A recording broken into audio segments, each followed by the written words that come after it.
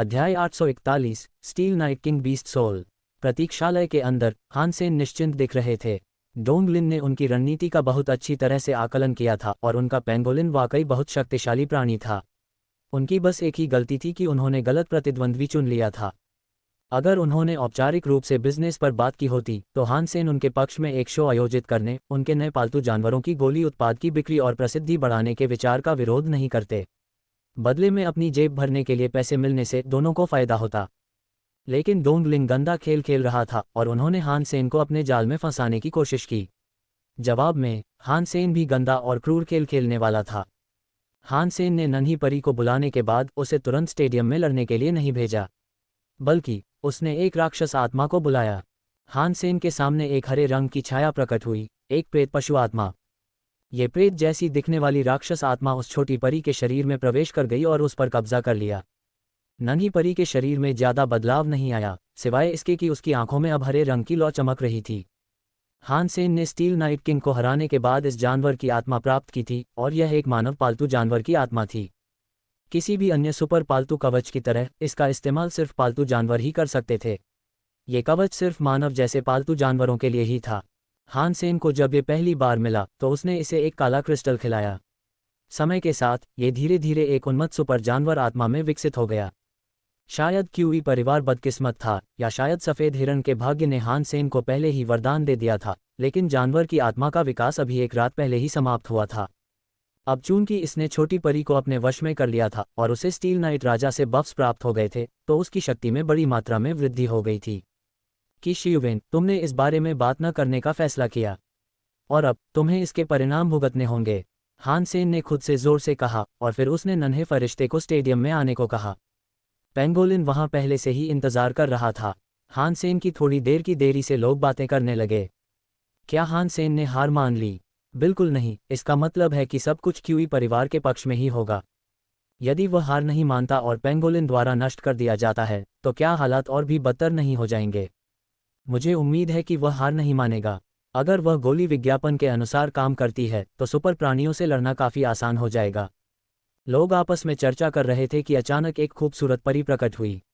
देखते ही देखते सबका ध्यान उसकी ओर खींच गया और वे खुशी से झूम उठे। हान सेन क्या करेगा? पेंगोलिन को तो देखो, मुझे नहीं लगता कि वह छोटा फरिश्ता उसे जल्दी खत्म कर पाएगा। जिस तरह से वह लड़ रहा है वह क्यूई परिवार के लिए फायदेमंद होगा, स्वरपुत्र ने कहा। वह निंगयू से बात कर रहा था। क्यूई परिवार इस नाटक से अपनी योजना को पूरा नहीं कर पाएगा, निंगयू ने ठंडे स्वर में जवाब दिया। क्यों नहीं? मैंने पेंगोलिन का विश्लेषण देखा है और अनुमान है कि यह कुछ वार झेल सकता है। स्वरपुत्र काफी उलझन में था। निंगयू मुस्कुराए और बोली, ये जानकारी सही है, मैं तुम्हें यह मानती हूँ, लेकिन तुम्हें लोगों के दिलों में झांकना चाहिए। इस दुनिया में ऐसी बहुत सी चीजें हैं जिन्हें हमें अभी समझना बाकी है, और सिर्फ आंकड़े पढ़ने से तुम यह मान लोगे कि सब कुछ निरपेक्ष और निश्चित है। मैं तुम्हें यकीन दिला सकती हूँ कि ऐसा नहीं है। अगर तुम किसी व्यक्ति के दिल को पढ़ सकते हो तो भले ही तुम्हें कुछ और पता न हो, तुम उसके असली नतीजों का अंदाजा लगा सकते हो। मुझे डर है कि मुझमें आपके जैसा धैर्य नहीं है। स्वरपुत्र ने व्यंग्यात्मक मुस्कान दी। कोई बात नहीं, हम अभी भी जवान हैं और इतने अच्छे दौर में पैदा होना हमारे लिए सौभाग्य की बात है। हमारे सामने कई मौके हैं और बस हमारा काम है कि हम उन्हें पकड़ें और देखें कि वे हमें कहाँ ले जाते हैं। निंगयू खांसी। क्या तुम ठीक हो? स्वरपुत्र निंगयू के लिए बहुत चिंतित था, हालांकि वह उससे डरता था। कोई बात नहीं, मुझे इसकी आदत हो गई है। मैदान पर नजर रखना, मैच जल्द ही शुरू होने वाला है। हम इसे मिस नहीं करना चाहेंगे। निंगयू ने सिर हिलाया और नन्ही परी की तरफ देखा। नन्ही परी को आते देख कि शियुवन खुशी से झूम उठी। अगर नन्ही परी न भी आती तो भी उन्हें एक अमीर परिवार में जाना तय था। न आने का एकमात्र नकारात्मक पहलू ये था कि उनके नवीनतम काम में कोई खास आकर्षण नहीं था। उल्टी गिनती के बाद नन्ही परी ने बिना समय गंवाए अपनी तलवार पेंगोलिन की ओर घुमा दी। ऐसा करते ही क्यूई शियुवेन ने अपनी मुट्ठियां कस लीं। मन ही मन वह चिल्लाया, ध्वस्त! क्यूई परिवार द्वारा निर्धारित युग आ रहा है। 5 लाख लोग इसे प्रत्यक्ष रूप से देख रहे थे और अनगिनत लोगों ने इस लड़ाई का सीधा प्रसारण भी किया। सभी उस नन्ही परी को घूर रहे थे और आने वाली उस रोमांचक लड़ाई का बेसब्री से इंतजार कर रहे थे। अगले ही पल नन्हे देवदूत की पारदर्शी तलवार पेंगोलिन की पीठ चीरती हुई निकल गई। उसका खोल काले धातु जैसा था और बेहद मजबूत लग रहा था, और सचमुच था भी, पवित्र रक्त वाले जीव उसे खरोंच भी नहीं सकते थे। लेकिन उस नन्ही परी की तलवार की ताकत के आगे वह टोफू जैसा हो गया। उसकी तलवार ने खोल को ऐसे चीर डाला जैसे मक्खन में गरम चाकू। और बात यही नहीं रुकी, तलवार ने पूरे जीव को 2 टुकड़ों में काट डाला। 1 सेकंड से भी कम समय में पेंगोलिन 2 टुकड़ों में कट गया। खून से लथपथ अखाड़ा, शरीर तुरंत सड़ गया। क्यूई शियुवेन की मुस्कान फीकी पड़ गई, क्योंकि उसके दिमाग में एक भी विचार नहीं था। दूर डोंगलिन में एक अधेड़ उम्र के आदमी ने ये सब देखा। उसका चाय का प्याला पकड़े हुए हाथ अचानक कांपने लगा। प्याला जमीन पर गिर गया और उसकी सारी चीजें बिखर गईं। अधेड़ उम्र का आदमी एकदम से पागल हो गया। स्क्रीन पर घूरते हुए वह चिल्लाया, असंभव, असंभव। गठबंधन के कई बड़े नेता हैरान थे और वास्तव में निराश भी दिखे। उन्हें अजीब सा महसूस हुआ। सबसे ज्यादा वे क्यूई परिवार द्वारा बनाए गए नवीनतम उत्पाद से निराश थे। इसे सुपर प्राणियों से मुकाबला करने के लिए जरूरी बताया जा रहा था, लेकिन एक सुपर पालतू जानवर ने इसे पल भर में नष्ट कर दिया। पालतू जानवरों की गोलियां उतनी उपयोगी नहीं लग रही थीं जितनी उन्होंने सोची थी, और सुपर प्राणियों को मारने की उनकी उम्मीदें अचानक खत्म हो गईं। मज़ेदार बात यह थी कि क्यूई परिवार ने एक बहुत ही मूर्खतापूर्ण काम किया था। उन्होंने कई बड़े बड़े इनाम बांटे थे और जिस पवित्र रक्त वाले पालतू जानवर को उन्होंने खुद पाला था उसे मार दिया गया। उनके विज्ञापन और प्रचार का उल्टा असर हुआ। सभी जानते थे कि पालतू जानवरों की गोलियां पालतू जानवरों की आत्माओं को और भी शक्तिशाली बना सकती हैं, लेकिन चाहे वे कितने भी शक्तिशाली क्यों न हो, वे पवित्र रक्त वाले पालतू जानवर होने के बंधन से बच नहीं सकते थे। वे किसी भी सुपर प्राणी द्वारा एक ही वार में मारे जा सकते थे, इसलिए उनकी खरीद और बाद में उनका उपयोग व्यर्थ था। एक क्षणिक सन्नाटे के बाद तालियां धीमी गति से गूंजीं, मानो तूफान से पहले बारिश की पहली बूंदें हों। फिर स्टेडियम के हर कोने से जयकार और जयकार गूंज उठी। सुपर पालतू जानवर बहुत शक्तिशाली होते हैं। वे वास्तव में पवित्र रक्त वाले पालतू जानवरों से कहीं अधिक शक्तिशाली होते हैं। इसमें कोई आश्चर्य की बात नहीं है कि इसे सुपर पालतू जानवर का खिताब दिया गया है। वे बहुत अच्छे हैं। वे एक ही वार में सब कुछ मार देते हैं। मैं उम्मीद कर रहा था कि पेंगोलिन इससे भी अधिक समय तक जीवित रहेगा। मैं केवल यही मान सकता हूं कि मेरी उम्मीदें गलत साबित हुईं। हाँ, उन्हें यही मिलना था। उन बूढ़े क्यूई को जरूर लगता है कि वे शक्तिशाली हैं, लेकिन उन्होंने बस हानसेन का क्रोध और गुस्सा भड़काया। उसने पहले एक भी पालतू जानवर नहीं मारा था, लेकिन यहाँ उसने अपनी भावनाएं जाहिर कर दीं। क्यू शियुवेन के चेहरे का सारा रंग उड़ गया था और वह शर्मिंदा होकर पुरस्कार बांट रहा था। उसे समझ ही नहीं आ रहा था कि वह कैसे हार गया, और वह इतना शर्मिंदा था कि लगभग बेहोश हो गया। उसे पता था कि उसने गलती कर दी है, क्योंकि उसने सोचा था कि पालतू जानवरों की गोलियां क्यूई परिवार को मशहूर बनाने के लिए काफ़ी होंगी। उसने बस उन्हें सीधे नर्क में पहुंचा दिया था। निश्चित रूप से पालतू जानवरों की गोलियां परिवार के विकास में सहायक हो सकती हैं, लेकिन इसके बाद यह विकास बहुत धीमा हो जाएगा। हाँ, ये तो बहुत मज़ेदार है। क्यूई परिवार ने ये सब क्यों किया? उनकी पालतू जानवरों की गोलियां वाकई असरदार थीं, और अगर वे आकर तुम्हें किसी प्रचार के लिए रख लेते तो उनके लिए चीज़ें और भी बेहतर हो जातीं। हुआनफू पिंकिंग हानसेन से मिली और उन जानवरों की गोलियों का अपना हिस्सा लेने के लिए जिन पर उन्होंने सहमति जताई थी। वह मुस्कुराई और बोली, मुझे डर है कि अब पालतू जानवरों की गोलियों की कीमत काफ़ी कम हो जाएगी। हानसेन ने कंधे उचकाते हुए कहा, हाँ, और अब मैं कुछ नहीं कर सकता। मुझसे बात करना आसान है, इसलिए मुझसे सलाह लेने में उनकी हिचकिचाहट देखकर मैं हैरान हूँ। अगर डोंगलिन में बैठा व्यक्ति तुम्हें इस तरह बात करते सुन लेगा तो वह क्रोधित हो जाएगा। हुआनफू पिंकिंग ने उसी जीवंत मुस्कान के साथ कहा, खैर, मुझे इससे कोई फर्क नहीं पड़ता। मेरे पास तो सब कुछ है, और बस यही तो मैं चाहता था। उन्हें और भड़काना बेकार होगा। हानसेन ऐसा कुछ करने से कतराता था जिससे उसे कोई सीधा फायदा न हो। कार्यक्रम के बाद वह ज़्यादा देर तक वहां नहीं रुके और अपनी माँ और ससुर को विदाई देने के बाद वह शिविर में लौट आए। हुआनफू पिंकिंग को दी गई जानवरों की गोलियों के अलावा उसे कुछ विशेष दवाइयाँ भी मिलीं जो बिक्री के लिए उपलब्ध नहीं थीं। शिविर पहुंचने के बाद वह अभयारण्य में गया ताकि वह सिल्वर फॉक्स को कुछ नई दवाइयाँ खिला सके और देख सके कि क्या वे मदद करती हैं। हानसेन दवा को मोमेंट शेल्टर में ले आया, लेकिन वहां सभी को अनुपस्थित देखकर चौंक गया। उसने गायब जीवों को पुकारा, लेकिन कोई जवाब नहीं मिला। कुछ बुरा होने का अंदेशा होने पर उसने अपनी डोंगक्सुआन आभा से उस इलाके को देखा। आखिरकार उसने उन सभी को चौक में इकट्ठा पाया। तुम लोग यहाँ क्या कर रहे हो? हानसेन ने चौक की ओर दौड़ते हुए पूछा।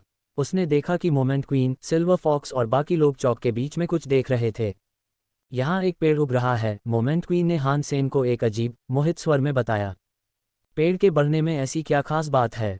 क्या उसकी धीमी वृद्धि उसे देखने लायक बनाती है? हानसेन पास आता रहा और पास आते हुए बोला, तुम लोग तो कमाल के जीव हो, तुम्हें पेड़ों के बारे में कुछ भी कैसे नहीं पता? तुम लोग तो तख्तों से भी ज्यादा बेवकूफ़ हो। हानसेन सिल्वर फॉक्स के पास गया और देखा कि उनका ध्यान किस चीज़ ने खींचा था। पत्थरों के बीच एक छोटा सा पेड़ जड़ जमा चुका था। हान सेन ने जब ये देखा तो वह स्तब्ध रह गया। उसका चेहरा सिल्वर फॉक्स और मोमेंट क्वीन से भी बदतर लग रहा था। कैसे कैसे ये पेड़ कैसे बना? हान सेन ने पूछने की कोशिश की। उसकी कांपती हुई उंगली पेड़ की ओर इशारा कर रही थी। पेड़ अब सिर्फ 2 फीट ऊंचा था, लेकिन अच्छी तरह बढ़ रहा था। इतना छोटा होने के बावजूद ये लगभग बोनसाई जैसा लग रहा था। पूरा पेड़ बिल्कुल हरे जेड पत्थर जैसा था। हर एक पत्ता बेहद खूबसूरत था। हान सेन को सबसे अधिक आश्चर्य इस बात से हुआ कि उसके पत्तों के बीच 6 फल उग रहे थे। पेड़ पर फल लगना कोई अनोखी बात नहीं थी, लेकिन ये कोई आम फल नहीं थे। ये छोटे छोटे खजाने के बक्सों के आकार के थे। ये सोने के थे और उन पर कई अलग अलग अदृश्य नक्काशी की गई थी। वह पेड़ आलीशान था और उसमें से एक तेज जीवन शक्ति फूट रही थी। उससे एक प्रकार की पवित्र आभा निकल रही थी, जो एक सफ़ेद धुंध के रूप में प्रकट हुई जिसने पेड़ को ढक लिया था। यह एक अद्भुत दृश्य था। हरे भरे जैड के पेड़ पर सुनहरी तिजोरियां। जिसने भी ऐसी चीज़ देखी उसे खुद को चुटकी काटनी पड़ेगी। हान सेन को पता था कि यह कोई बनाई गई कलाकृति नहीं थी, ये कुछ प्राकृतिक और सजीव चीज़ थी। छोटे सोने के बक्से फल थे और हान सेन देख सकता था कि वे बहुत जीवंत थे। मोमेंट क्वीन ने अपना सिर हिलाया और कहा, हमें नहीं पता। जब हम आज सुबह यहाँ आए थे तब ये यहीं था। हमें तो पता ही नहीं कि यह कब बढ़ना शुरू हुआ। जब हमने पेड़ देखा तो लिटिल वाइट उसके बगल में था। मोमेंट क्वीन ने फिर कहा, मानो उसे अभी अभी कुछ याद आया हो। और यह कहते हुए उसने सफ़ेद हिरन की ओर इशारा किया। हान सेन ये सुनकर बहुत खुश हुआ। वह हिरन के पास गया, उसे गोद में लिया और उसके सिर को चूमा। फिर उसने खुशी से उससे कहा, लिटिल वाइट, तुम कमाल हो। तुम वाकई बहुत भाग्यशाली जानवर हो। तुम यहाँ कुछ ही दिन रहे हो, लेकिन तुमने मुझे पहले ही ढेर सारा खजाना दे दिया है। मैं तुमसे प्यार करता हूँ। सफ़ेद हिरन बिना कोई प्रतिक्रिया या भावना प्रकट किए वहीं खड़ा रहा। दूसरी ओर नन्ही सिल्वर बेहद गुस्से में दिख रही थी। वह हिरन के सिर पर कूद पड़ी और उसके फर को झटक दिया। सिल्वर फॉक्स ईर्ष्या से भर गई, क्योंकि उसे हान सेन द्वारा दूसरे जीवों के प्रति स्नेहपूर्ण व्यवहार से घृणा थी। हान सेन ने फिर चांदी की लोमड़ी को अपने हाथों में उठाया और जेड गोल्ड ट्री को देखने वापस लौटा। उसमें जो ऊर्जा थी वह किसी अलौकिक प्राणी जैसी थी। शायद यह उस कैक्टस या आड़ू के पेड़ जैसा था। जब पेड़ बड़ा हो गया तो शायद 6 सिंदूकों से आड़ू के पेड़ों से ज़्यादा फायदा हुआ होगा। क्या मैं सोने की पेटी वाले फलों वाली चीज़ें खा सकता हूँ? या ये ऐसी चीज़ है जिन्हें मैं खोल सकता हूँ? शायद अंदर कोई जीव हो। हान सेन ने मन ही मन सोचा। कुछ देर तक ध्यान से देखने के बाद उसने उस रहस्यमयी पेड़ की प्रकृति का अंदाज़ा लगाना छोड़ दिया। इसके बजाय वह मोमेंट क्वीन से बात करने लगा। उसने पूछा, क्या तुम मुझे इस पेड़ के बारे में कुछ बता सकती हो? नहीं, बिल्कुल नहीं। बस एक बात जो मैं पक्के तौर पर जानती हूँ वो ये कि ये सामान्य नहीं है। अगर ये सोने के बक्से परिपक्व हो जाएं तो इनमें से कुछ मूल्यवान जरूर निकलेगा। मोमेंट क्वीन ने जवाब दिया। उसकी नज़रें अब भी सुनहरे फल पर टिकी थीं। ये तो मैं भी जानता हूँ। बेशक वे कुछ अच्छा ही देंगे, हान सेन ने कहा, ये सोचते हुए कि मोमेंट क्वीन ने उसे एक भी बात स्पष्ट नहीं की थी। लेकिन मोमेंट क्वीन ने अपना सिर हिलाया और कहा, मेरा मतलब है, इस तरह का खजाना खाली बेर जैसा ही है।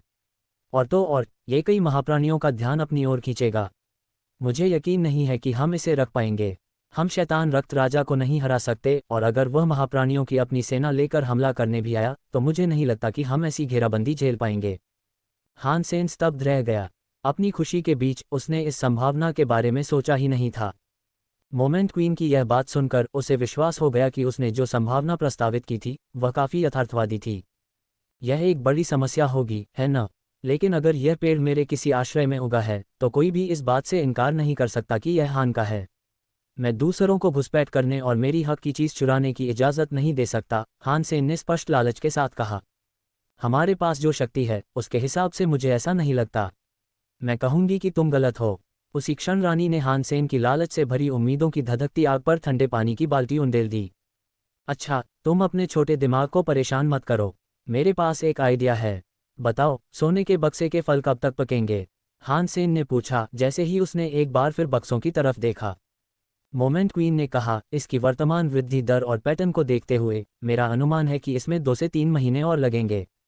2-3 महीने, है ना? हान सेन ने भौहें चढ़ाईं। उसे भी पता था कि जेड गोल्ड ट्री पर दावा बनाए रखना मुश्किल होगा। फिर भी फल के लिए उसका उत्साह कम नहीं हुआ। वह बेचैनी से सोचने लगा कि अंदर किस तरह का खजाना छिपा होगा। जेड गोल्ड ट्री को परिपक्व होने में काफ़ी समय लगेगा, इसलिए अभी कोई जल्दी नहीं थी। हान सेन ने जीती हुई गोलियां देखी और एक एक गोली लेकर सिल्वर फॉक्स और अपने दूसरे पालतू जानवरों के सामने रख दी ताकि देख सकें कि उन्हें इसमें रुचि है या नहीं। जब परी ने दवा देखी तो एक दवा ने उसकी नज़र खींच ली, लेकिन जैसे ही वह उसे पकड़ने वाली थी, चांदी की लोमड़ी ने उसे निगल लिया। छोटी परी के पास निगलने के लिए दूसरी गोली चुनने के अलावा कोई विकल्प नहीं था। हान सेन ये देखकर आश्चर्यचकित हुआ कि यह नवीनतम पालतू गोली थी जिसे सिल्वर फॉक्स और परी ने पहले लेने का फैसला किया था। हान सेन ने एक और पालतू गोली निकाली ताकि अंदाज़ा लगाया जा सके कि उन्हें उसकी कितनी ज़रूरत है। देखते ही देखते चांदी की लोमड़ी और परी उसे पाने के लिए आपस में भिड़ गए। हान सेन को 100 पालतू गोलियां मिली थीं, इसलिए उसने अपने हर पालतू जानवर को एक एक गोली देने का फैसला किया। आत्माएं पालतू जानवरों के लिए गोलियां लेने के लिए उत्सुक नहीं थीं, और यही बात उस नन्हे देवदूत पर भी लागू हुई। बड़े काले और छोटे काले को भी गोलियां बहुत पसंद आईं, लेकिन बदकिस्मती से 100 गोलियां काफ़ी नहीं थीं और उन्होंने सारी गोलियां खा लीं। कोई असर नहीं हुआ। लगता है ये गोलियां मेरे विचार से कहीं ज़्यादा आकर्षक हैं। नैतिकता की बात छोड़ दें तो डोंगलिन कंपनी वाकई कमाल की है। मुझे आश्चर्य है कि इन गोलियों में क्या सामग्री है, क्योंकि ये असली पालतू जानवरों और यहाँ आश्रय में मेरे आदेशों का पालन करने वाले जीवों दोनों के लिए कारगर लगती हैं। हान सेन जानता था कि उसने पालतू जानवरों की गोलियों के लिए जो भी उत्साह पैदा हुआ था उसे खत्म कर दिया है, लेकिन ये किसी भी कीमत पर बिकनी ही थी। हालांकि उनके गलत प्रचार अभियान के कारण गोलियों की कीमत शुरू में कम ही होनी थी।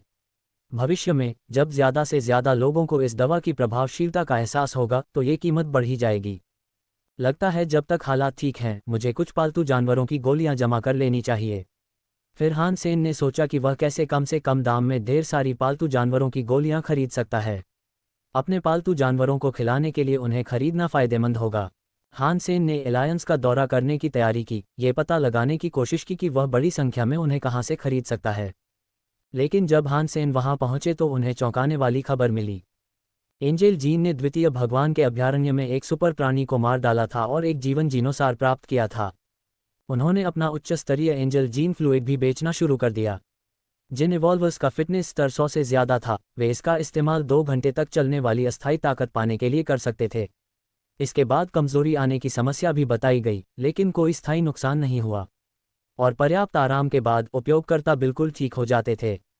एलायंस की तकनीक के साथ सभी उपयोगकर्ताओं को कुछ दिनों तक अपने रिकवरी बाथ में आराम करना होगा।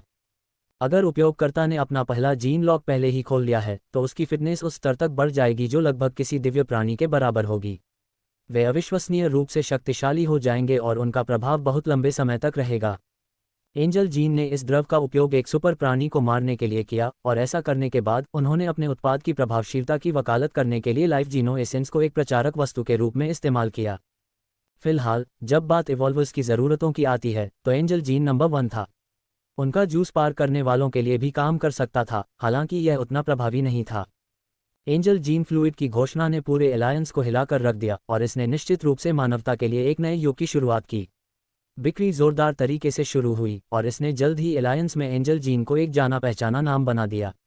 झाओ परिवार को देवताओं के रूप में चित्रित किया गया था और हर कोई अपने एंजल जीन फ्लूइड के बारे में बात करना बंद नहीं कर पा रहा था। इस पूरे आयोजन का एक बड़ा प्रभाव पड़ा। हालांकि इस उत्पाद का बड़े पैमाने पर उत्पादन मुश्किल था, नतीजतन ये बेहद महंगा था। एंजल जीन के पास ऐसे उत्पादों की एक श्रृंखला थी जो उन लोगों के लिए उपयुक्त थे जिनके पास ज़रूरी पैसे नहीं थे और जो औसत इवॉल्वर के लिए भी उपयुक्त थे। हालांकि इसकी प्रभावशीलता कहीं ज़्यादा खराब थी। हालांकि निम्न स्तरीय एंजल जीन फ्लूइड उनका मुख्य उत्पाद था। एंजल जीन ने जूस बनाने वाली मुख्य सामग्री की भी घोषणा की और उनमें से एक कच्चा शूरा रक्त था। तकनीक के लिए ऐसे रक्त के गुणों को फिर से बनाना असंभव था, लेकिन इसका मतलब ये भी था कि मानवता शूरा के साथ शांति नहीं बना सकती थी। तरल पदार्थ के उत्पादन को जारी रखने के लिए युद्ध जारी रखना होगा। कुछ लोगों ने एंजल जीन फ्लूइड का विरोध किया, लेकिन उनकी संख्या बहुत कम थी और उनकी आवाज़ें बाकी लोगों की आवाज़ों में दब गईं जो हर चीज़ से ऊपर सत्ता के लिए शोर मचा रहे थे। एंजल जीन फ्लूइड का ये सिलसिला रुकने वाला नहीं लग रहा था और इसके अस्तित्व के दुष्परिणाम निश्चित रूप से पूरे ब्रह्मांड में महसूस किए जाने वाले थे। हान सेन की इच्छा थी कि वह झाओ परिवार के सभी लोगों को मार डाले, लेकिन वह झाओ 7 की शक्ति की प्रशंसा करता था। एंजल जीन फ्लूइड वाकई एक अभूतपूर्व उत्पाद था। हालांकि जी परिवार ने कुछ समय पहले हान सेन से एंजल जीन फ्लूइड प्राप्त कर लिया था, लेकिन उन्होंने जीनो व्यवसाय पर पर्याप्त ध्यान नहीं दिया था। नतीजतन वे इसके अवयवों की खोज नहीं कर पाए, लेकिन हान सेन उन्हें दोष नहीं दे सकता था। क्यूई परिवार भी उसी दायरे में काम करता था और जब उन्हें एंजल जीन फ्लूइड दिया गया तो वे भी उसके अवयवों को समझ नहीं पाए। हालांकि क्यूई परिवार को सबसे ज्यादा नुकसान हुआ था। पालतू जानवरों की गोलियों के बाद उन्हें लगा था कि वे और भी ज्यादा मशहूर हो जाएंगे, लेकिन उनका विज्ञापन का दांव उल्टा पड़ गया। मानो इतना नुकसान काफी नहीं था, झाओ परिवार ने अब मानवता बदलने वाले अपने एंजल जीन फ्लूइड की घोषणा कर दी थी। एंजल जीन फ्लूइड आपकी शक्ति को तुरंत बढ़ा सकता है, तो फिर कौन ऐसे पालतू जानवरों को पालने में अधिक पैसा और समय खर्च करना चाहेगा जो वैसे भी बहुत उपयोगी नहीं है। उन्होंने पालतू जानवरों की गोलियों का बड़े पैमाने पर उत्पादन किया था और उन्हें बेचने की तैयारी कर ली थी। लेकिन अब दुकानों की अलमारियों पर ढेर सारी गोलियां रखी थीं जिन्हें हटाया नहीं जा सकता था। उनकी व्यावसायिक श्रृंखला टूट गई, जिससे उनका नकद भंडार खत्म हो गया। हालांकि हान सेन को एंजल जीन फ्लूइड की ज्यादा चिंता नहीं थी। आखिरकार उच्च स्तरीय वेरिएंट के लिए शूरा रक्त की जरूरत होती है और वो एक कीमती चीज थी। इसके अलावा जब मनुष्य उच्च स्तरीय देवदूत द्रव का उपयोग करते तो उनके शरीर शुद्ध नहीं होते और वे किसी सुपर प्राणी को अकेले नहीं मार सकते थे। भले ही कई लोग उस रस का उपयोग करें, फिर भी किसी सुपर प्राणी को मारना मुश्किल होगा। लेकिन फिर भी ये वास्तव में मानवता के उत्थान और उनके विकास की गति के लिए एक चौतरफा बढ़ावा था। हालांकि हान सेन को इस समय सबसे ज्यादा क्यूई परिवार की पसंदीदा गोलियों में दिलचस्पी थी। झाओ परिवार के एंजल जीन फ्लूइड में अभी भी कई समस्याएं थीं। जब तक वे इसके दुष्प्रभावों को दूर नहीं कर लेते और इसे लंबे समय तक चलने लायक नहीं बना लेते, तब तक यह उतना प्रभावी नहीं होगा। इसके अलावा उन्हें शाही शूरों के खून की भी जरूरत थी। जब तक उन्हें कृत्रिम रूप से ऐसा यौगिक बनाने का कोई तरीका नहीं मिल जाता जो समान लाभ प्रदान करे, तब तक ये दीर्घकालिक रूप से प्रभावी नहीं होगा। हालांकि पालतू जानवरों के लिए इस्तेमाल की जाने वाली गोलियां अलग थीं। हालांकि उनका असर तुरंत नहीं हुआ, लेकिन धीरे धीरे होने वाले उनके सुधार से मानवता को दीर्घकालिक रूप से लाभ होने की संभावना ज्यादा थी। जब हान सेन को क्यूई परिवार की परेशानियों का पता चला तो उसने उनकी अचल संपत्ति खरीदने की योजना बनाई। आखिरकार उन्हें पैसों की जरूरत थी। ये बस समय की बात थी कि इंसानों को पता चल जाए कि ये गोलियां कितनी असरदार और उपयोगी हैं। और एक बार पता चल गया तो इनकी कीमतें आसमान छूने ही वाली थीं। हान सेन खुद क्यूई परिवार से मिलने नहीं जाना चाहता था, इसलिए उसने जी रुओजिन से उसके लिए गोलियां खरीदने को कहा। उसने उसे ये भी समझाया कि भविष्य में ये गोलियां मानवता के लिए कितना लाभकारी होंगी। जी रुओजिन के विचार हान सेन के विचारों से मेल खाते थे। उसने पहले ही एक पारिवारिक बैठक बुलाई थी ताकि परिवार से पूछा जा सके कि क्या उन्हें क्यूई परिवार द्वारा उत्पादित सभी पालतू गोलियां खरीदनी चाहिए या नहीं। लेकिन वहां मौजूद सभी लोग एंजल जीन फ्लूइड द्वारा प्रस्तुत संभावनाओं को लेकर ज्यादा उत्सुक थे और उन्होंने जी रुओजिन की बातों पर ध्यान नहीं दिया। वह परिवार के बाकी लोगों को समझाने में असमर्थ था। जी रुओजिन ने अपनी कमाई से ज्यादा गोलियां खरीद लीं। हान सेन ने खुद वो सब बेच दिया जिसकी उसे जरूरत नहीं थी, और जो पैसे उसने जमा किए थे उनसे क्यूई परिवार के लिए जितनी हो सके उतनी गोलियां खरीद लीं। क्यूई परिवार ने प्रचार में होने वाली बड़ी चूक से अनजान होकर जरूरत से ज्यादा स्टॉक कर लिया था, इसलिए वे दिवालिया होने की कगार पर थे। उन्होंने गोलियों के भविष्य के उत्पादन के लिए सामग्री पर बहुत पैसा खर्च किया था, लेकिन कम बिक्री ने परिवार पर भारी आर्थिक बोझ डाल दिया। अपनी पूंजी वापस पाने के लिए उन्होंने गोलियों का विक्रय मूल्य अपनी उत्पादन लागत से कम रखने और घाटे में बेचने का फैसला किया। अब जब जी रुओजिन इतनी सारी गोलियां खरीद रही थी तो क्यूई परिवार बेहद आभारी था। आखिरकार एंजल जीन के पक्ष में बहुत सारा पैसा जा रहा था। बहुत कम लोगों के पास क्यूई परिवार की मदद करने के लिए पैसे थे, खासकर एंजल जीन के साथ प्रतिस्पर्धा करते समय। जी रुओजिन ने क्यूई परिवार की जो मदद की वह बहुत बड़ी थी। हालांकि ज्यादातर खरीदारी का खर्च हान सेन ही उठाता था। जी रुओजिन सिर्फ लेन देन करने और व्यापार को संभालने के लिए मौजूद था। और जब ये सब हो रहा था, हान सेन ने अभयारण्य में काफी समय बिताया, ये सोचते हुए कि वह जेड गोल्ड ट्री की सुरक्षा कैसे कर सकता है। काफी सोच विचार के बाद हान सेन इस नतीजे पर पहुंचा कि वह घेराबंदी से उसे बचा नहीं पाएगा। इसलिए उसने पहले शैतान रक्त राजा पर हमला करने के बारे में सोचा। उसने शर्त लगाई कि ऐसे समय में आक्रमण ही सबसे अच्छा बचाव होगा। बुरा नहीं, लेकिन तुम उन सुपर जीवों को डेविल ब्लड शेल्टर से बाहर कैसे निकालोगे? हालांकि मोमेंट क्वीन को योजना के कामयाब होने का भरोसा था। सुपर जीव शेल्टर के अंदर थे और हान सेन के लिए अंदर घुसना नामुमकिन था। अगर उन्हें बाहर नहीं निकाला जा सका तो उनकी अब तक की सारी तैयारी बेकार हो जाएगी। उन्हें बाहर निकालना मुश्किल नहीं होगा, बशर्ते मैं उतनी फुर्ती से चल सकूं जितनी मुझे चाहिए। हान सेन हंसा। वह वांग युहांग को बुलाने की सोच रहा था। सुपर जीवों को बाहर निकालने के लिए उसने सोचा कि उनके पास उस पर निर्भर रहने के अलावा कोई विकल्प नहीं होगा। ये तो गनीमत थी कि वांग युहांग को कुछ समय पहले ही झाओ परिवार ने पकड़ लिया था। अब उसे आसपास के इलाकों में ढूंढना बहुत आसान होगा। जब उसे वांग युहांग दोबारा मिला तो उसने उससे पूछा कि क्या वह उसके साथ सुपर प्राणियों का शिकार करना चाहता है या नहीं। शानदार जीव, आजकल मेरे पास जो ताकत और जोश है उसके सामने ये कुछ भी नहीं है। जो भी हमारे रास्ते में आएगा मैं उसे बर्बाद कर दूंगा। वांग युहांग की छाती घमंड से फूल गई। हान सेन वांग युहांग के व्यवहार से आश्चर्यचकित हुआ और पूछा, छोटे चाचा आप कब से इतने बहादुर हो गए? ते ही, मैं अपनी बहादुरी का परचम नहीं फहराऊंगा। देखो मेरे पास ये दवा है। ये कहते हुए उसने अपने बैग से एक धातु का डिब्बा निकाला। उसके अंदर एक खास तरह के मिश्रण की 2 शीशियां थीं। Angel gene fluid. हान सेन को याद आया कि वे कैसे दिखते थे। ते ही, उच्च स्तरीय संस्करण भी। आप इन छोटी छोटी औषधियों से प्रक्षेप्य जैसी तात्विक शक्तियां डाल सकते हैं, वांग युहांग ने कहा।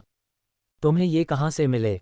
हान सेन हैरान था। ये बहुत लोकप्रिय थे और बहुत से लोग इनके लिए जोर शोर से मांग करते थे, लेकिन इनके निर्माण के लिए सीमित मात्रा में रक्त उपलब्ध होने के कारण इनका स्टॉक कम था। वांग युहांग कोई मशहूर इवॉल्वर तो नहीं था, इसलिए उसके पास 2 इवॉल्वर होना चौंकाने वाली बात थी। मैंने इन्हें खरीदा है। अगर तुम यह मानोगे कि झाओ परिवार मुझे ये मुफ्त में देकर मेरी शान बढ़ाएगा तो तुम मूर्ख होगे। वांग युहांग ने शीशियां रख दी और छाती पीटते हुए बोला, तो ये जगह कहाँ है जिसकी तुम बात कर रहे हो? जो भी राक्षसी शैतानी तुम्हें चुनौती देगी मैं उसका डटकर वध करूंगा। ओह, तो यह अच्छी बात है कि मैं तुम पर निर्भर रह सकता हूँ।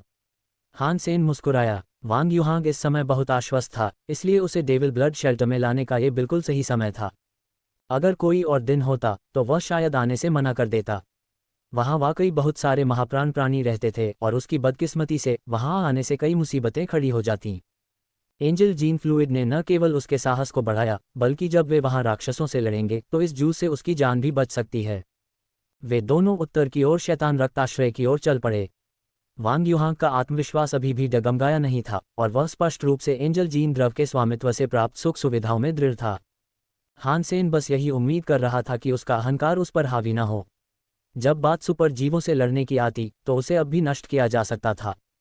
डेविल ब्लड शेल्टर एक महल जैसा था और हान सेन की कल्पना से भी छोटा था। हालांकि ये भूतिया लग रहा था। यह मोमेंट शेल्टर जितना भव्य और पवित्र नहीं था। क्या तुमने भयावह रोष की परीक्षा का जिक्र नहीं किया? उफ, इधर देखो, मैं अकेले ही इस पूरी भयावह संपत्ति से निपट लूंगा। इतना कहने के बाद वांग युहांग ने अपना इंजेक्टर निकाला और खुद को एंजल जीन फ्लूइड की एक शीशी का इंजेक्शन लगाने की तैयारी की। ये देखते हुए कि आश्रय बहुत बड़ा नहीं था, उन्होंने विश्वास नहीं किया कि इसके अंदर कोई शक्तिशाली चीज रह सकती है। हान सेन ने उसका हाथ पकड़ लिया। उसने कहा, मैं तुम्हें किसी भी चीज को मारने से नहीं रोकूंगा, लेकिन मुझे लगता है कि पहले थोड़ी टोल लेना बेहतर होगा। ठीक है, मैं उन बेचारों को जो कुछ ही मिनटों में वहां पहुंच जाएंगे उन क्षणभंगुर दयनीय बहानों से चिपके रहने दूंगा जिन्हें वे जिंदगी समझते हैं। वांग युहांग ने इंजेक्टर रख दिया। जब हान सेन और वांग युहांग शरणस्थल के पास पहुंचे तो वांग युहांग का चेहरा पीला पड़ गया। वह वीरता जो पहले वांग युहांग को भगा रही थी अब गायब हो गई। शैतान रक्ताश्रय के ऊपर एक विशाल अजगर उड़ता हुआ दिखाई दे रहा था। एक अजीब पक्षी भी वहां था। द्वार के बाहर कई दुष्ट जीव थे जिनमें मिनोटॉर जैसा कुछ भी शामिल था। आधे घंटे बाद उन्होंने 5 अलग अलग अलौकिक जीवों की पहचान कर ली थी। भगवान ही जाने उस आश्रय में और कितने जीव रहते थे। छोटे चाचा, आपका मौका आ गया है। क्या आप अभी वहां जाकर उन्हें मारना चाहते हैं? हान सेन वांग युहांग की ओर मुस्कुराया, जिसका चेहरा अभी भी पीला था। जब उसने सुना कि हान सेन ने उससे क्या पूछा था तो वह उछल पड़ा और बोला, क्या तुम मेरी मौत की इतनी इच्छा रखते हो? वहां जीवों की संख्या बहुत ज्यादा है और घुसपैठ की कोशिश करना आत्महत्या होगी। मुझे सिर्फ मरने के लिए तुम्हारे पीछे अंदर आने का विचार पसंद नहीं है। हम जल्दी नहीं कर सकते, तुम सही हो, लेकिन हम उनमें से कुछ को खींचकर दूर ले जा सकते हैं। क्या तुम इसमें पूरी तरह से कुशल नहीं हो? हान सेन हंसा। वांग युहांग का चेहरा कड़वा हो गया और उसने कहा, तुम्हें अच्छी तरह पता है कि मैं कितना बदकिस्मत हूं। अगर मैं इस घिनौने नरक के जरा भी करीब गया तो आसपास का हर राक्षस मेरा खून पी लेगा और शिकारी कुत्तों की तरह मुझ पर टूट पड़ेगा। जरा सोचो, मुझे कितनी भयानक मौतें झेलनी पड़ सकती हैं। क्या आपके पास एंजल जीन फ्लूइड नहीं है? डरने की कोई बात नहीं है, हान सेन ने कहा। मैंने इन शानदार समाधानों को पाने के लिए अपनी सारी जमा पूंजी खर्च कर दी और मैंने इन्हें इसलिए खरीदा ताकि मैं अद्भुत जीवों को मार सकूं। मैंने इन्हें सिर्फ भागने के लिए इस्तेमाल करने की योजना नहीं बनाई थी, वांग युहांग ने कहा। छोटे चाचा, ये काम नहीं करेगा। तो आप जाकर उन्हें बाहर निकाल लें तो कैसा रहेगा? हम जो भी सुपर जीव मारेंगे आपको 60% शेयर मिलेंगे। हम जो लाइफ जीनो एसेंस बेचेंगे उनमें से मुझे सिर्फ 40% ही मिलेंगे। अगर जानवरों की आत्माएं हैं तो आपको पहली पसंद मिलेगी। हान सेन ने वांग युहांग के लिए तरह तरह के प्रलोभन दिए। सुपर जीवों को मारना सबसे ज़रूरी था और हान सेन को इनामों की ज़्यादा परवाह नहीं थी। वैसे भी वहाँ और भी पहली पीढ़ी के लोग होंगे। अगर ऐसा होता तो हान सेन उन्हें वांग युहांग को देने में ज़रा भी हिचकिचाते नहीं। क्या तुम्हें यकीन है? वांग युहांग की आंखें अचानक चमक उठीं। मैंने तुमसे कब झूठ बोला है? हान सेन ने आत्मसंतुष्ट और धार्मिक नज़र से कहा। नहीं, मुझे 70% चाहिए, और हमें मिलने वाली सभी पशु आत्माएं मेरी होंगी, वांग युहांग ने कहा। ठीक है, हान सेन ने सहमति जताई। अगर 1-2 सिक्के हासिल करने का मतलब है तो मैं हमेशा इतनी मेहनत क्यों करता हूँ? मैं इस पैसे के लिए जान दे दूंगा, मैं तुमसे कहता हूँ। वांग युहांग खुद से कह रहा था और आत्मविश्वास वापस लाने की पूरी कोशिश कर रहा था। छोटे चाचा, आपने अभी जो कहा वो किस्मत का कमाल नहीं है। अगर आप कोई प्रेरणादायक भाषण देना चाहते हैं तो खुद से ये मत कहिए कि आप मरने वाले हैं। हान सेन हंसा। वांग युहांग ने उत्तर दिया, ओह हाँ, ये सही है। मैं विनाश के उस क्षत विक्षत छत्ते में घुसकर अपार धन संपत्ति के साथ नृत्य करने जा रहा हूँ, जिसका उपयोग मैं किसी स्त्री को रिझाने और उसे अपनी पत्नी बनाने के लिए कर सकता हूँ। हे ईश्वर, यदि आप सुन रहे हैं तो मेरी पहले कही गई बातों पर ध्यान न दें। वांग युहांग आगे बढ़ने लगा, लेकिन हान सेन ने उसे पीछे खींच लिया और कहा, अरे जल्दी मत करो। हमें इस बात का पूरा ध्यान रखना चाहिए कि हम किस ओर जा रहे हैं। दूर से तीर चलाओ और फिर भागो। तुम्हें जितनी दूरी बना सको उतनी दूरी बनानी होगी। हाँ बिल्कुल, मैं कोई मूर्ख नहीं हूँ, मैं तुम्हें बता दूँ। मैं एक बूढ़ा योद्धा हूँ जिसे ऐसी कलाओं में तुमसे कहीं ज़्यादा अनुभव है। वांग युहांग ने आंखें घुमाईं और फिर पास के पेड़ों की कतारों से आगे बढ़ना शुरू कर दिया। वह सांप की तरह रेंगता हुआ आगे बढ़ा और जब वह निशाने की सीमा में पहुंचा तो उसने मिनोटॉर की ओर एक तीर चलाया। जब तीर चला तो उसने ये देखने का इंतजार नहीं किया कि उसका निशाना सही लगा है या नहीं। तीर छूटते ही वह किसी डरे हुए खरगोश से भी तेज भाग गया। हान सेन अविश्वास में जड़ हो गया। वह चूक गया था और मिनोटॉर को कुछ भी पता नहीं चला। पैट, लेकिन जैसे ही हान सेन को लगा कि वांग युहांग नाकाम हो गया है, जमीन हिलने लगी। एक चट्टानी गोलेम कीचड़ से बाहर निकल आया। उसकी नींद में खलल डालने वाले इंसान को देखते ही वह चीखा और वांग युहांग के पीछे भागा। इससे मिनोटॉर भी डर गया और अपना भाला उठाकर वह भी वांग युहांग के पीछे दौड़ा। आकाश में उड़ता हुआ पक्षी उसकी ओर झपटा, उसकी धारदार आंखें उसके कष्टकारी शिकार को घूर रही थीं। बुरा नहीं, हान सेन ने राहत की सांस ली। तीर पूरी तरह से निशाने से चूक गया था, लेकिन इसके बावजूद वह कम से कम 3 सुपर जीवों का गुस्सा भड़काने में कामयाब रहा था। वांग युहांग को अपनी बढ़त खोने और उन प्राणियों के आगे घुटने टेकने वाला देखकर जो उसका पीछा कर रहे थे, हान सेन ने चुपके से उसे पकड़ लिया। हान सेन ने अभी हमला करने की हिम्मत नहीं की, क्योंकि वे शैतान रक्त आश्रय के बहुत करीब थे। आश्रय के अंदर के जीवों को अगर बाहर की मुसीबत का पता चल जाता तो वे एक भी जीव को मारने से पहले ही अतिरिक्त बल भेज देते। ऐसी स्थिति से बच निकलना कोई आसान काम नहीं होता। मालिक, मुझे बचाओ, वांग युहांग ने पूरे जोर से पुकारा जब उसने उस उन्मत्त पक्षी को देखा जो उस पर उतर रहा था। हालांकि अभी कुछ भी करने के लिए बहुत जल्दी थी। अपनी उपस्थिति का पता न चले इसके लिए हान सेन वांग युहांग की दुर्दशा को नज़रअंदाज करते हुए बस उनका पीछा करता रहा। कुछ भी करने से पहले उन्हें अभी और आगे जाना था। वांग युहांग एक कुशल पतंगबाज था, लेकिन उसकी गति भी किसी महाकाय प्राणी से आगे नहीं बढ़ पा रही थी। आखिरकार पक्षी ने उसे पकड़ ही लिया। उसने अपने घातक पंजे हवा में घुमाकर उसके पीछे हवा के तेज झोंके फेंके। उसी समय उस चट्टानी विशालकाय जीव ने अपनी पत्थर की मुट्ठी धरती में फेंक दी और एक बड़ा छेद बना दिया। जैसे ही यह सब हो रहा था, मिनोटॉर ने अपना भला घुमाकर वांग युहांग की ओर आग का गोला फेंका। साफ था कि अब वह खतरे में था। मालिक, मुझे बचा लो, मैं ज्यादा देर तक नहीं टिक पाऊंगा, मैं आपसे तुरंत मदद की गुहार करता हूँ।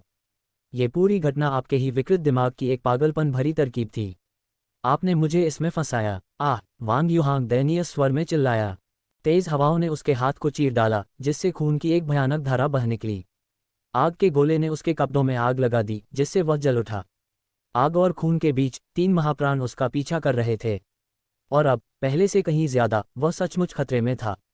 उसकी जान जोखिम में थी, लेकिन फिर भी हान सेन ने उसकी मदद की पुकार अनसुनी कर दी। उसे उम्मीद थी कि वांग युहांग अब तक अपना एंजल जीन फ्लूइड इस्तेमाल कर चुका होगा, लेकिन उसने ऐसा नहीं किया था। हान सेन को लगा कि यह उस घटिया और कंजूस कमीने की आदत है जिसे वह खुद समझता था। वे अभी भी आश्रय के बहुत करीब थे।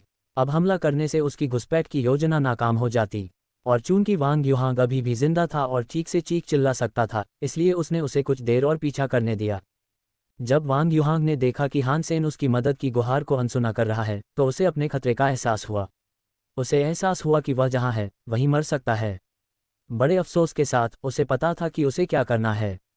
उसने अपना इंजेक्टर और एंजल जीन फ्लूइड की एक शीशी निकाली और खुद को सुपर जूस का एक इंजेक्शन दिया। जैसे जैसे वांग युहांग दौड़ता गया उसकी आंखें लाल हो गईं। उसके माथे पर एक सींग उग आया और उसकी गति और फुर्ती बढ़ गई।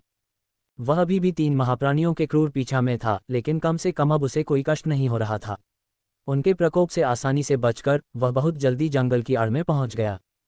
उसे यह बहुत पहले कर लेना चाहिए था। ऐसे समय में कंजूस होना जल्दी कब्र में पहुंचने का पक्का रास्ता है। हान सेन को उसकी हिचकिचाहट नापसंद थी। भागने की कोशिश करते हुए वांग युहांग की गतिशीलता काबिले तारीफ थी। उसे भागते हुए देखना वाकई अद्भुत था। हान सेन उसकी तुलना अप्रत्याशित गति से ऊपर की ओर छलांग लगाते हुए सैल्मन मछली से करने से खुद को नहीं रोक पाए। फिर भी यह उस निपुणता के आसपास भी नहीं थी जो हेवनली गो का इस्तेमाल करते समय दिखाई जा सकती है। जो कुछ उसने देखा उससे प्रभावित होकर हान सेन ने अपनी डोंगशुआन आभा से उसकी गतिविधियों पर नजर रखी। हैरानी की बात यह थी कि उसे यह अंदाज़ा लगाना मुश्किल हो रहा था कि वह आगे क्या करेगा। उसने उड़ान भरने का एक बहुत ही अजीब तरीका अपनाया था। हान सेन जब भी किसी चाल की भविष्यवाणी करता वह गलत साबित होता। लेकिन उसे नहीं लगता था कि वांग युहांग उस तरह से चलता है जैसे वह सचेत रूप से चलता है, बल्कि ऐसा लगता था जैसे वह चलते चलते अपनी चालें बना रहा हो। हर कदम बेतरतीब था, लेकिन इसके बावजूद नतीजे अच्छे थे। शायद ऐसा नहीं था कि यह स्वर्गीय गो से बिल्कुल कमतर था, बस अलग था। स्वर्गीय गो में आपकी बुद्धि और भविष्यवाणी करने की क्षमता का इस्तेमाल होता था, जिसमें आप कोई भी कदम उठाने से पहले सोचते थे कि आगे कहाँ बढ़ना है। वांग युहांग बस चल रहा था, बस इतना ही। उसने जो भी मन में आया किया और आश्चर्यजनक रूप से अच्छे परिणाम प्राप्त किए। इतनी लापरवाही से आगे बढ़ने और जीवित रहने की उसकी क्षमता ने हान सेन को ये सोचने पर मजबूर कर दिया कि क्या वह भाग्यशाली है या दुर्भाग्यपूर्ण। हान सेन, मैं एक बार फिर तुम्हारी मदद की गुहार लगाता हूँ। मौत मेरे बहुत करीब से पीछा कर रही है, मेरा मजाक उड़ा रही है। वो मुझसे कह रही है कि अगर तुमने अभी मेरी मदद नहीं की तो मैं बहुत जल्द उसकी गिरफ्त में आ जाऊंगा। वांग युहांग चीखता रहा। अब तक उसे दौड़ते हुए 1 घंटे से ज्यादा हो चुका था और उसकी आंखों का लालपन कम होने लगा था। उसके सीन का आकार छोटा हो गया था। उनके एंजेल जीन फ्लूइड के लाभ शीघ्र ही समाप्त हो रहे थे और वे अधिक समय तक जीवित नहीं रह सके। वांग युहांग को घाटी में पहुंचते देख हान सेन ने सोचा कि अब समय आ गया है। उसने मोमेंट क्वीन और नन्ही परी को बुलाया और उन्हें एक एक सुपर जीव से निपटने का आदेश दिया। वह खुद मिनोटॉर से भिड़ने गया। जैसे ही रानी चट्टानी गोलेम के सामने पहुंची उसने उसे आदेश दिया कि वह तेजी से उसे दूर भगाए जबकि वह मिनोटॉर को भगाए।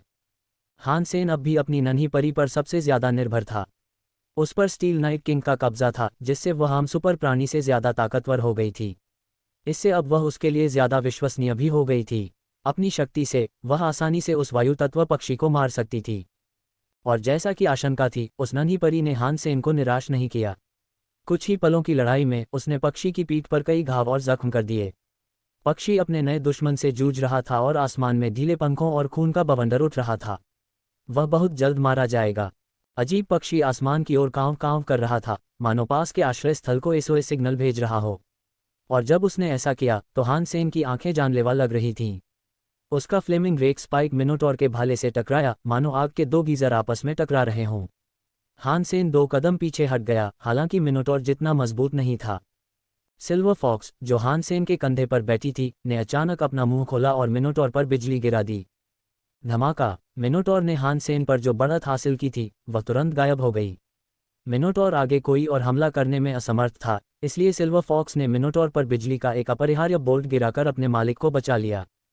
गर्जन। मिनोटॉर बिजली की तरह उछल पड़ा। उसके रोएं और घने याल तनकर खड़े हो गए, मानो भूख लगी हो। बिना एक पल गंवाए हान सेन ने उसके सिर पर एक जोरदार तमाचा जड़ दिया। वेदना। मिनोटॉर के सिर से खून बहने लगा और वह और जोर से दहाड़ने लगा, जैसे जैसे वह वापस लड़ने की कोशिश कर रहा था। लेकिन सिल्वर फॉक्स का अभी भी मन नहीं भरा था और उसने उस जानवर पर बिजली के और बोल्ट तब तक बरसाए जब तक कि वह जमीन पर लकवाग्रस्त होकर तड़पने नहीं लगा।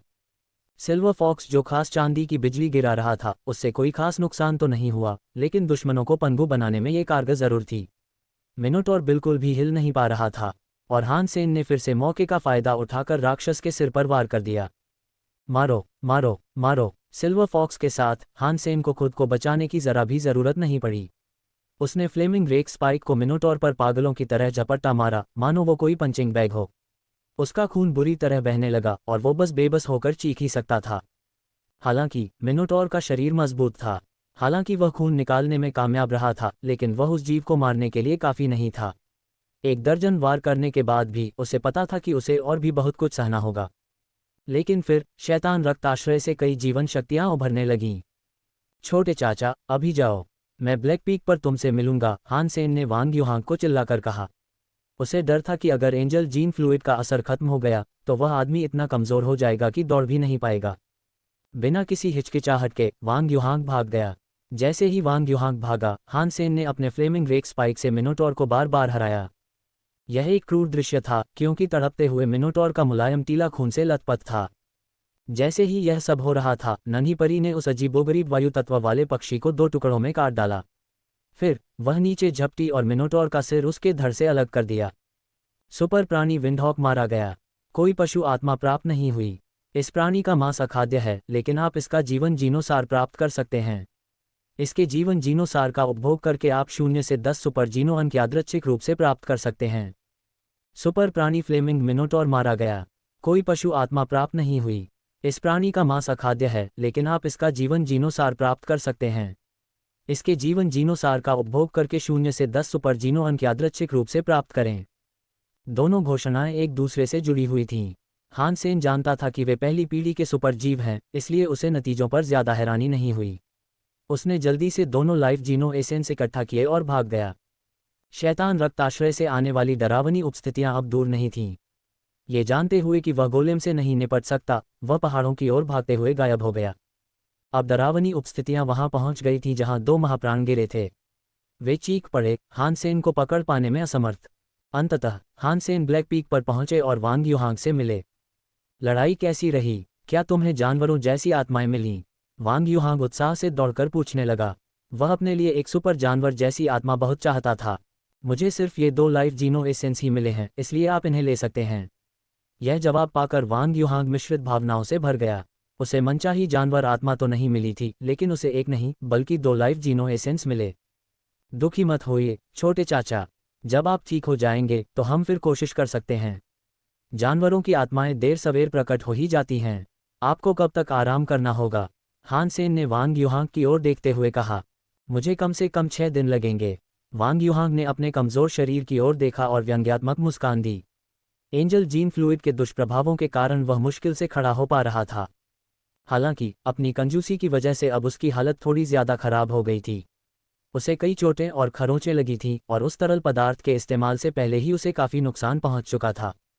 हान सेन अपनी पवित्र रोशनी का उपयोग करके वांग युहांग को ठीक करने वाला था, लेकिन सिल्वर फॉक्स ने अचानक उस आदमी की ओर चांदी की बिजली उगल दी। वांग युहांग को बिजली का झटका लगा और बिजली ने उसे हवा में उड़ा दिया। खून जमा देने वाली चीखों के बीच हान सेन सिल्वर फॉक्स के व्यवहार से हैरान रह गया। सिल्वर फॉक्स ने पहले कभी किसी इंसान पर बिना उकसाए हमला नहीं किया था, तो फिर वो वांग युहांग पर हमला क्यों करेगी? क्या चाचा की बदकिस्मती ने कोई नया मोड़ ला दिया था? लेकिन तभी हान सेन ने अचानक कुछ नोटिस किया। हालांकि वांग युहांग को बिजली का झटका लगा था, फिर भी उसके जख्म भरने लगे।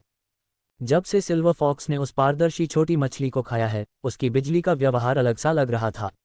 ये पहले से अलग था और बिजली के हमलों का एक साथ इलाज और दर्द देना वाकई अजीब था। सिल्वर फॉक्स ने वांग युहांग की ओर और भी सिल्वर लाइटनिंग उगली और उसके घाव बहुत जल्दी भरने लगे।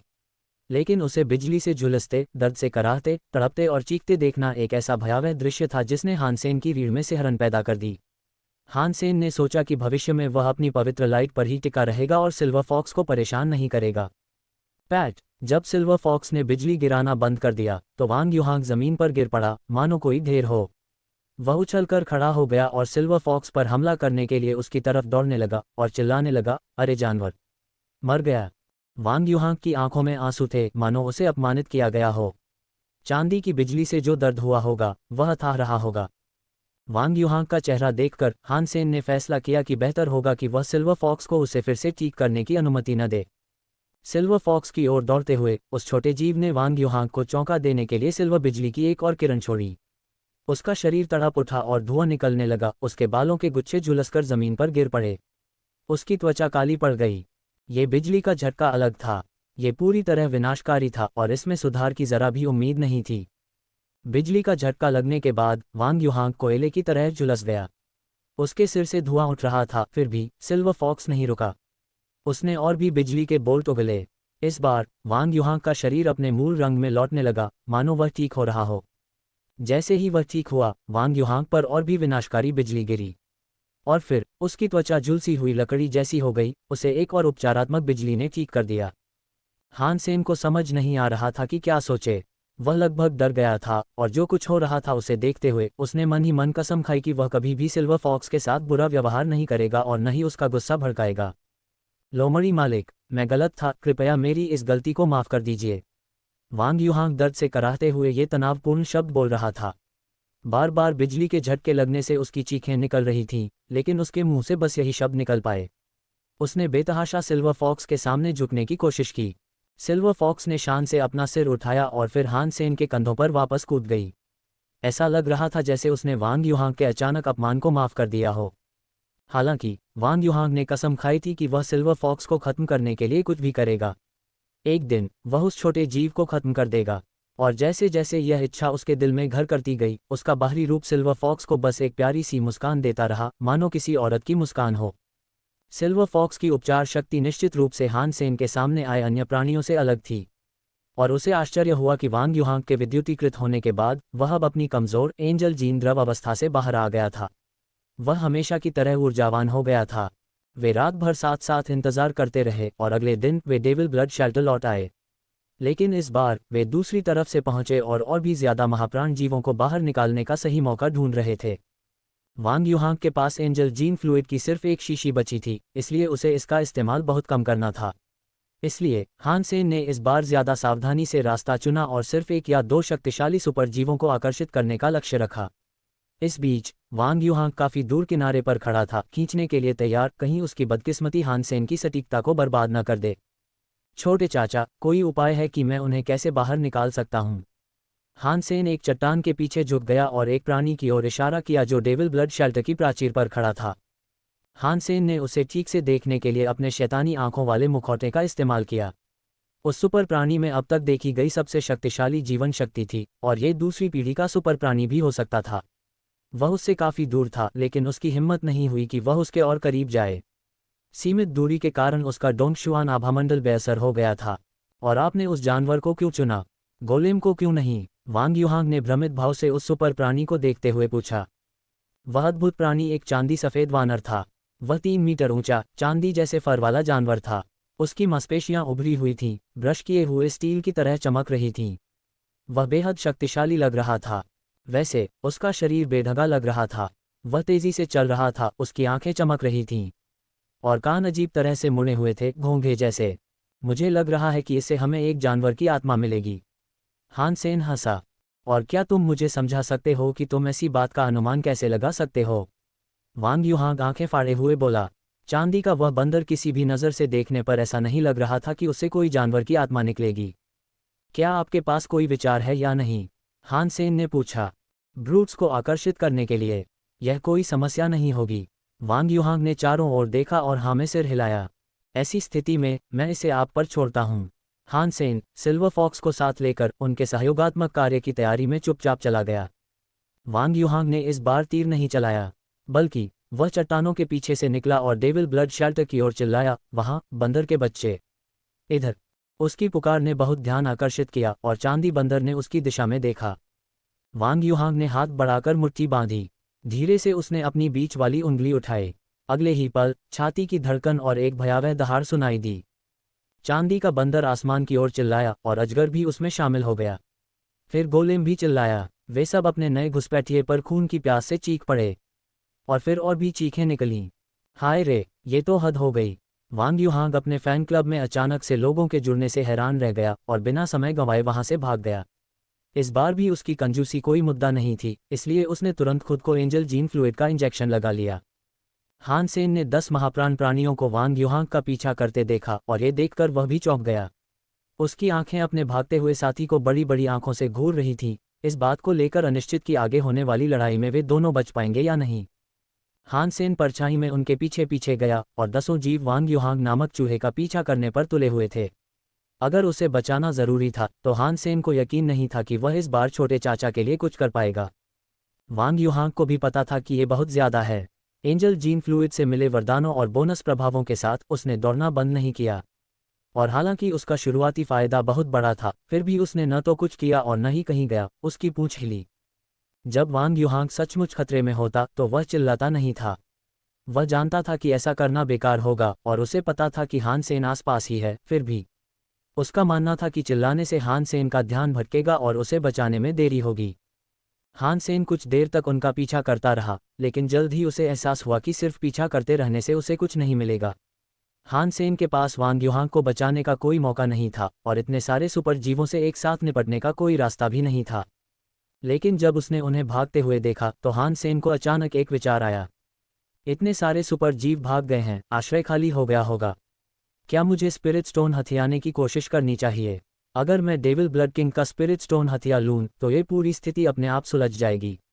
अगर डेविल ब्लड किंग आत्महत्या कर लेता है तो जीव वेद के सिवा कुछ नहीं रह जाएंगे, हान सेन ने सोचा। हान सेन ने अपने दांत भींचे और मोमेंट क्वीन को बुलाया। उसका पीछा करते रहो और ध्यान रखो कि वह उन्हें जितना हो सके दूर खींच ले। अगर ऐसा लगे कि वह गिरने और मरने वाला है तो हो सके तो उसे बचा लो। राक्षसों को रोकने की कोशिश करो। तुम डेविल ब्लड शेल्टर जा रहे हो। उसी क्षण रानी हान सेन की योजना समझ गई। एक मौका है और मैं इसे लूंगा। हान सेन की आंखों ने उसे बता दिया कि वह इस योजना के बारे में कितना आश्वस्त था। तो सावधान रहना, अंदर कम से कम 5 और सुपर जीव हैं, मोमेंट क्वीन ने हान सेन को सूचित किया। अगर 5 हैं तो मेरे पास मौका है। आखिरकार मुझे उन्हें हराना नहीं पड़ेगा, मुझे बस उस स्पिरिट स्टोन को पकड़ना है। हान सेन ने आश्वस्त करते हुए सिर हिलाया। मोमेंट क्वीन ने आगे कुछ नहीं कहा और वह बस वांग युहांग के पीछे भाग गई। जरूरत पड़ने पर मोमेंट क्वीन की टेलीपोर्टेशन क्षमताएं वांग युहांग को बचा सकती थीं। अगर वह लिटिल एंजल को भेजता तो ऐसा नहीं कहा जा सकता था। हालांकि हान सेन को मोमेंट क्वीन की जरूरत थी, फिर भी उसने उसे वांग युहांग की सुरक्षा के लिए भेज दिया। यदि जीव आश्रय में वापस लौट आए तो मोमेंट क्वीन अपनी गति का उपयोग करके उन्हें फिर से दूर भगा सकती थी और हान सेन को आवश्यक समय की गारंटी दे सकती थी। हान सेन मुड़ा और आश्रय की ओर दौड़ा। हालांकि वह तुरंत अंदर नहीं भागा। उसने मोमेंट क्वीन से बात करने के लिए टेलीपैथी का इस्तेमाल किया ताकि वांग युहांग के दूर रहने के दौरान उसे उसकी स्थिति का बेहतर अंदाजा हो सके। आमतौर पर इन महाप्राणियों का एक सीमित दायरा होता था। वे दुनिया के किसी कोने में किसी बेतरतीब घुसपैठिए का पीछा नहीं करते थे, क्योंकि वे किसी आश्रय से बंधे होते थे। लेकिन जाहिर है वांग युहांग तो वांग युहांग ही था और उसने उन्हें ज़रूरत से ज़्यादा देर तक आगे बढ़ाया था। 2 घंटे बाद भी वह उन्हें आगे बढ़ा रहा था। वांग युहांग घायल हो गया था और उसका एंजल जीन फ्लूइड जल्द ही खत्म होने वाला था। यह एक चमत्कार ही था कि 10 महाप्राणियों द्वारा पीछा किए जाने के बावजूद उसकी मौत नहीं हुई। हान सेन मुझे मरवा देगा। वांग युहांग की आत्मा आशाहीन हो चुकी थी। सभी जीवों को अभी भी अपना पीछा करते देखकर उसने अपनी आंखें बंद कर लीं और खुद को मौत के लिए तैयार कर लिया। लेकिन तभी एक अदृश्य शक्ति ने उसे बड़ी तेजी से ऊपर उठा लिया। उसने हर महाप्राण के हमले को चकमा दिया और अचानक खुद को अपने हमलावरों से बहुत दूर पाया। वांग युहांग इस अचानक घटना से बहुत खुश हुआ और जब उसने ऊपर देखा तो उसने देखा कि मोमेंट क्वीन ने उसे उसके कपड़ों से पकड़ लिया था। उनकी नाराजगी को भड़काते रहो, मोमेंट क्वीन ने ठंडे स्वर में कहा। वांग युहांग अपनी मौत की स्तब्धता से बाहर आ गया था और मोमेंट क्वीन की बाहों में वह मुड़ा और जीवों की ओर चिल्लाया, तुम कछुए, आओ और मुझे पकड़ो, मैं यहीं हूँ। आओ और अपना वांग पिनाटा ले जाओ। हान सेन आखिरकार उस शरणस्थल के सामने पहुंच गया जहां वह घुसपैठ करना चाहता था। तीर की तरह वह बिना डगमगाए सीधा अंदर चला गया। हान सेन छिपने की जगह में कूद पड़ा और जमीन पर पहुंचने से पहले ही उसने एक लाल कोड़ा अपनी ओर आता देखा। उसने जल्दी से उसे चकमा दिया और फिर मुड़कर देखा कि और भी कोड़ा उसकी तरफ आ रहा है। यह एक अद्भुत जीव था जो शेर जैसा दिखता था, लेकिन इसकी आल लाल सांपों का घोंसला थी। ये सांप ही वे बैलें थीं जो उस पर टूट पड़ी थीं। हान सेन की चाल तेज थी और उसने हर हमले को चकमा देने के लिए एरो का इस्तेमाल किया। हवा में उड़ती गौरैया की तरह उसने हर वार को बड़ी खूबसूरती से टाल दिया। जमीन पर लौटकर वह लाल चाबुकों को चकमा देते हुए आगे की ओर दौड़ा। चाबुकों से बचते हुए जमीन अचानक ऊपर उठने लगी। उसके ठीक सामने जमीन एक दीवार की तरह उठ गई और उसके आगे बढ़ने पर रोक लगा दी। वेदना। हान सेन उस प्रेत दीवार की इच्छा के आगे झुकने को तैयार नहीं था। उसने अपना फ्लेमिंग रेक स्पाइक बुलाया और सीधे मिट्टी के ढेरों में छेद कर दिया। लेकिन जैसे ही उसने एक छेद में छेद किया, उसके ठीक पीछे एक और छेद उभर आया, हान सेन को आगे बढ़ने से रोकने के लिए। लाल बालों वाले शेर ने भी हान सेन का पीछा नहीं छोड़ा था और अब वह घुसपैठिए और उन दीवारों के पास पहुंच रहा था जिन्हें उसने छेदा था। हान सेन लगातार छेद करता रहा और दीवारें ऊपर उठती रहीं। कुछ ही देर में उसके छेद एक गुफा जैसे दिखने लगे, लेकिन कुछ ही देर बाद शेर के अयाल के सांप अंदर रेंगने लगे। हानसेन ने दांत पीसकर दीवार में छेद करने और उनके जाल से बचने के लिए टॉक्सिक ड्रैगन ड्रिल का इस्तेमाल किया। बूम बूम बूम, मिट्टी की दीवारों के अगले समूह को तेजी से भेदते हुए हानसेन एक विशाल शून्य में पहुंच गया।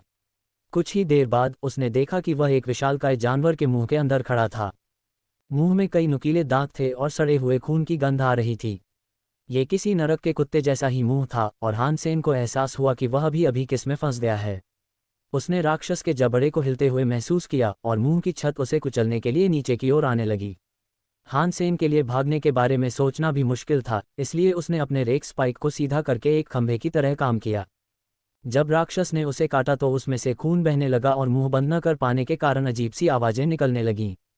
हानसेन ने इस छोटे से मौके का फायदा उठाकर उस मनहूस जबड़े से बाहर निकलने का रास्ता बनाया, लेकिन भागते हुए उसने पाया कि शेर पहले से ही उसका इंतजार कर रहा था। सांपों के झुंड हानसेन के खून के प्यासे थे और उन्होंने उसका रास्ता रोक दिया। अचानक हानसेन को मारने के लिए नीचे फर्श में कीलें घुस गईं, लेकिन हानसेन ने तुरंत प्रतिक्रिया दी और एक बार फिर हवा में उड़ गया। एक पंछी की तरह वह कांटों और लाल लताओं के प्रहार से बच निकलने में कामयाब रहा। अगले ही पल हानसेन के कानों में एक बच्चे के रोने की आवाज़ सुनाई दी। उसने मुड़कर देखा तो एक काला चमगादड़, जो किसी भी इंसान से बड़ा था, अपने पंजे उठाए फड़फड़ाता हुआ उसकी ओर आ रहा था। हानसेन ने अपना फ्लेमिंग रेक स्पाइक पकड़ा और चमगादड़ के पंजों के वार को रोक दिया। डोंग, फ्लेमिंग रेक स्पाइक में 3 गड्ढों के निशान थे और बल के कारण हानसेन वापस जमीन पर गिर गया। भूखा माव, लाल बालों वाला शेर और काला चमगादड़ अब एक साथ उस पर टूट पड़े। हानसेन ने उनके हर हमले से बचने के लिए एरो का इस्तेमाल किया और एक फॉर्मेशन स्किल का इस्तेमाल करके अपना रास्ता तय किया। वह तीनों जीवों को पीछे छोड़ते हुए स्पिरिट हॉल की ओर अपना रास्ता बदलने में कामयाब रहा। अगर हानसेन उस हॉल तक पहुंचने में कामयाब हो जाता तो उसे लड़ने की जरूरत नहीं पड़ती, उसे बस स्पिरिट स्टोन हासिल करना होता। उसके पीछे आने वाले 3 सुपर प्राणी बहुत शक्तिशाली थे और प्रत्येक हानसेन से कहीं अधिक शक्तिशाली थे, लेकिन एरो की चाल की कृपा के कारण वे हानसेन को स्पिरिट हॉल की ओर दौड़ने से नहीं रोक सके। हानसेन ने डोंगक्सुआन सूत्र और एरो को संयुक्त कर दिया और जब तक उसके पास जगह थी कोई भी सुपर प्राणी उसके मार्ग को नहीं रोक सका। वांग युहांग की हरकतें हानसेन से अलग थीं, क्योंकि वे सब बेतरतीब थीं। उसे कभी पता नहीं चलता था कि अगला कदम कहाँ रखना है। वह ध्यान केंद्रित नहीं कर पाता था और न ही ये तय कर पाता था कि उसे अपना पैर कहाँ रखना है। तुलनात्मक रूप से डोंगक्सुआन और एरो की चालें बहुत अलग थीं। हर चाल का एक उद्देश्य था, कोई भी अनावश्यक चाल नहीं थी और हर कदम एक ही लक्ष्य की ओर अग्रसर था। सब कुछ उपयोगकर्ता के नियंत्रण में था। अगले ही पल हानसेन ने भौहें चढ़ाईं। एक खूबसूरत औरत प्रकट हुई, जिसके चमगादड़ के पंख थे और एक कटार, एक धारदार हथियार जो भेड़िए के नुकीले दांतों की तरह घुमावदार थी। वह तेजी से हानसेन का रास्ता रोकने के लिए आई। उस औरत ने न तो कुछ पहना था और न ही उसके शरीर पर कोई कवच था। उसकी पूंछ बंदर जैसी थी और लाल बालों के साथ उसका रूप बहुत ही अजीब लग रहा था। उस औरत ने हानसेन को अपने पास आने से रोकने के लिए अपनी तलवार का इस्तेमाल किया। वह इतनी तेज थी कि हानसेन का रास्ता तुरंत रुक गया। हानसेन पहले ही एरो का इस्तेमाल कर चुका था, फिर भी वह डायन को चकमा नहीं दे पा रहा था। वह इतनी तेजी से आगे बढ़ रही थी कि मानो अचानक आए एक परछाई हानसेन को रोकने पर तुली हो और उससे सीधे सीधे लड़ने को आतुर हो। तलवार से सूखे खून की एक विचलित करने वाली खुशबू निकल रही थी और वह और खून की चाहत में था। पागलों की तरह वह हानसेन पर बार बार वार कर रहा था और जैसे ही यह हुआ, हानसेन के हमलावर ने उसे मारने की कोशिश में एक और तलवार निकाल ली। गनीमत रही कि हानसेन ने अपना शैतान चींटी राजा कवच पहले ही तैयार कर लिया था, क्योंकि उसकी 2 तलवारों में से एक उसके पेट से जा टकराए। खून तुरंत निकल आया। गनीमत रही कि उसके कवच की मजबूती की वजह से ज्यादातर नुकसान बच गया। वह दूर जा गिरा, लेकिन कम से कम उसके अंग तो सुरक्षित थे।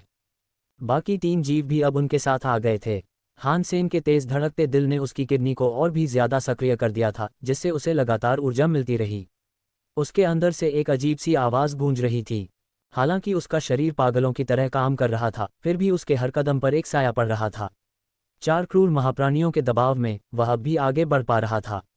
भले ही वह सबसे तेज न हो, लेकिन उसके पास हर हमले से बचने की क्षमता थी। अब कोई भी प्राणी उसे रोक नहीं सकता था। अगर हानसेन स्पिरिट हॉल में जाना चाहता तो उसे 2 घंटे और लगते। उसे डर था कि तब तक वांग युहांग द्वारा खींचे गए जीव वापस आ चुके होंगे। हानसेन ने मोमेंट क्वीन से दूरदृष्टि से बात की और उसे पता चला कि डेविल ब्लड किंग ने उन जीवों को वापस बुला लिया है। वे अब वांग युहांग का पीछा नहीं कर रहे थे, वे पहले ही वापस आ चुके थे। क्षण भर में रानी ने उन जीवों पर पीछे से हमला कर दिया ताकि उनकी वापसी की गति धीमी हो जाए। दुर्भाग्य से उसके प्रयास व्यर्थ गए। 1 घंटा, मेरे पास उस हॉल में प्रवेश करने के लिए 1 घंटा है। अगर मैं स्पिरिट स्टोन नहीं पकड़ पाया तो कम से कम मैं दौड़ तो पाऊंगा। अगर मुझे ज्यादा देर लगी तो मैं मर जाऊंगा। हान सेन ने विस्मय से अपने सामने विशाल स्पिरिट हॉल को देखा। वह एक गिरजाघर जैसा लग रहा था। अपने डोंगक्सुआन आभा के उपयोग के माध्यम से हान सेन लाल मूंछ वाले शेर, बड़े मूंछ वाले जानवर, काले चमगादड़ और कटार चुड़ैल की हर एक गतिविधि की भविष्यवाणी करने में सक्षम था। हर बार जब वे हमला करते, हर बार जब वे मुड़ते, हर मांसपेशी का खिंचाव, ये सब हान सेन को पहले से ही पता था। वह उनकी हर हरकत को उनकी जानकारी के बिना नियंत्रित करता था। सब कुछ ठीक उसकी इच्छा के अनुसार हो रहा था, जिससे उसे बहुत अच्छा लग रहा था। ये पहली बार था जब उसने किसी लड़ाई में अपनी डोंगक्सुआन आभा को इतना आगे बढ़ाया था। एरो के साथ मिलकर हान सेन एक देवता की तरह था जो अपने शासन को हड़पने की कोशिश करने वालों का भाग्य तय कर रहा था। 4 शक्तिशाली महाप्राण अपनी पूरी कोशिशों के बावजूद हान सेन को पकड़ने, फंसाने या नुकसान पहुंचाने में नाकाम रहे। मुकाबला अस्त व्यस्त था, लेकिन हान सेन सब कुछ साफ देख रहा था। वह अपने विरोधियों को पूरी ताकत से मात दे रहा था। उसके पास उनकी ऊर्जा के प्रवाह को देखने का भी समय था। 4 में से 3 धुंधले थे। सिर्फ चुड़ैल में ही ऊर्जा प्रवाह था जिसका वह अनुसरण कर सकता था, जिसका मतलब था कि वह दूसरी पीढ़ी की सुपर प्राणी थी। हान सेन की आंखें एकाग्रता में तनावग्रस्त नहीं दिख रही थीं, क्योंकि वह आसानी से कांटों और दीवारों, लाल लताओं और काले पंजों के बीच से अपना रास्ता बना रहा था।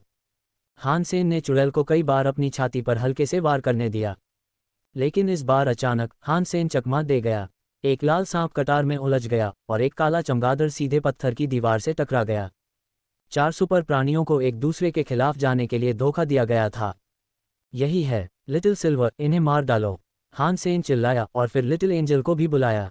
धमाका! सिल्वर फॉक्स, जो हान सेन के कंधे पर आराम से बैठी थी, आखिरकार हिली। उसने अपना मुंह खोला और कटार चुड़ैल की ओर बिजली का एक तेज तीर छोड़ा। वार के साथ एक भयानक चीख निकली जिससे उसका शरीर स्तब्ध हो गया। लिटिल एंजल की हरी आंखें चमक उठीं और उसने अपनी पारदर्शी तलवार चुड़ैल की गर्दन पर घुमा दी। डोंग! हान सेन पूरे समय इस योजना को अंजाम देने में लगा रहा था, ये सोचकर कि वह अपने सबसे बड़े खतरे यानी चुड़ैल को खत्म कर सकता है। लेकिन अचानक प्रकाश की एक ढाल ने उसे घेर लिया। हालांकि लिटिल एंजल ढाल तोड़ने में कामयाब रही, लेकिन चुड़ैल की गर्दन तक पहुंचने वाली आधी शक्ति खत्म हो गई। इसके अलावा अचानक आए ढाल ने चुड़ैल को लकवाग्रस्त होने से भी उबरने में मदद की। अपनी 2 कटारें ऊपर उठाकर वह लिटिल एंजल के वार को विफल करने में कामयाब रही। हान सेन इस घटनाक्रम से भौंचक के रह गए और जब उन्होंने गिरजाघर की ओर देखा तो उन्हें एक पवित्र प्रकाश वाली लेडीबर्ड दिखाई दी। उसकी आंखें सीधे हान सेन की ओर देख रही थीं। ये देखने में लेडीबर्ड जैसा था, लेकिन इसका खोल जेड जैसा था। ये चमक रहा था और कई प्रतीकों से सजा हुआ था। सिल्वर फॉक्स ने बहुत अधिक बिजली गिराई तथा अपने सामने मौजूद सुपर प्राणियों के उलझे हुए जाल को तोड़ने का प्रयास किया, लेकिन बिजली उन तक पहुंचने से पहले ही बिजली की ढाल ने उन्हें फिर से पीछे धकेल दिया। जब तक वह ढाल काम कर रही थी तब तक उन्हें कोई नुकसान नहीं पहुंचा सका। तजीजी! पवित्र प्रकाश वाले कीड़े ने आवाज निकाली।